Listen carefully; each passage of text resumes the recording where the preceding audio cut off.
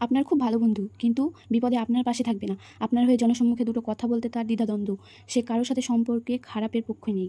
তাতে আপনাকে নিয়ে যা ইচ্ছা তা হয়ে যাক, ও আসবে আপনার ইনবক্সে অথবা সবার আড়ালে এসে বলবে, অমুক কিন্তু তোর সাথে এটা ঠিক করেনি, তোর কিছু বলা উচিত।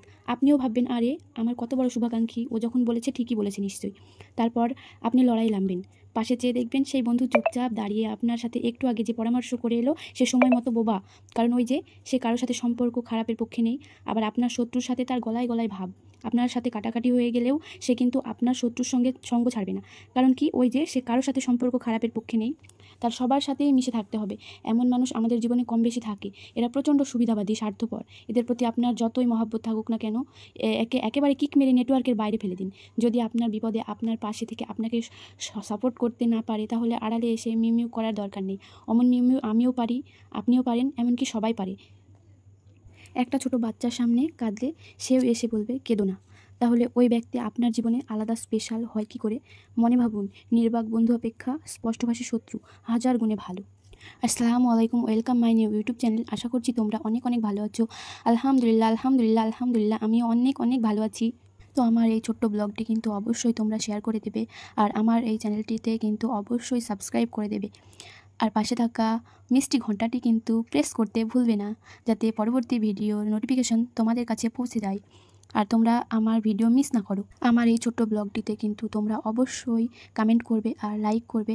আর তোমাদের এই একটা কমেন্টের জন্য কিন্তু আমি আরও উৎসাহিত হব আর ডেলি ব্লগ ভিডিও দেব। তো আমার এই ছোট্ট ব্লগ ভিডিওটি কিন্তু কেউ স্কিপ করবে না। আমার আপুরা এবং ভাইয়েরা একটু ধৈর্য সহকারে আমার এই ছোট্ট ব্লগ ভিডিওটি তোমরা দেখবে। তো আমি প্রত্যেক দিন এই যে রুটি করা ডেলি রুটিন হয়ে গেছে আমার। তো আমি রুটি করার জন্য ময়দা নিয়ে নিয়েছি, ওই 6 থেকে 7টা মতো রুটি হবে। তো আমি এখন সেনে নেব। তো আজকে যে মাছটা আমি রান্না করলাম, সেই মাছটা এত পরিমাণে তেতো, কি বলবো। আমার মেয়েকে খাওয়াচ্ছিলাম, মেয়ে কিন্তু খেতে চাইছিল না। তো আমি ওকে বকাবকি করছিলাম। তো তারপরে আমি এক পিস মাছ নিয়ে খেয়ে দেখলাম সত্যি এত পরিমাণ তেতো, মুখে নেওয়া যাচ্ছিল না। তো আমি আর খাইনি, ফেলে দিয়েছি। তো যাই হোক, এখন আমি আটাটা সেনে নিই। তো লই কিন্তু আমি করে নিয়েছি। তো আমার রুটির লই হয়েছে 1টা 2টো 3টে 4টে 5টা 6টা 7টা হয়েছে। তো লেটস গো, আমি আগে করে নিই রুটিটা। তো এই যে রুটি বেলা হয়ে গেছে, এখন একটা একটা করে শিখে নেব। চলো। তো এই যে রুটিটা এখন একটা করে ভেজে নিচ্ছি। তো আমাকে কিন্তু একটা হচ্ছে ওই তাওয়া নিতে হবে আর কি। তো একটা পরিবারে যদি মানে কারো কোনো একটা জিনিস থাকে, তো তাহলে সবাই কিন্তু ব্যবহার করে। তো নিজের নিজের জিনিস তো নিজেকে নিতেই হবে। তো আমি একটা তাওয়া কিনবো ভাবছি, তো আসছে না।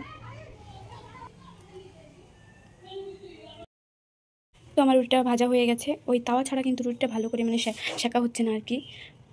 কড়াইয়ে শিখতে খুব অসুবিধা হচ্ছে। তো এই যে এখন আমি হটপটের ভিতরে রাখবো, তাহলে নরম হয়ে থাকবে। আজকে এত পরিমাণ গরম পড়ছে যে গরমে কিছু ভালো লাগছে না। এই যে আমি সব কিছু কিন্তু ঠিক করে রেখেছি, সব এলোমেলো করে রেখে চলে গেছে। তো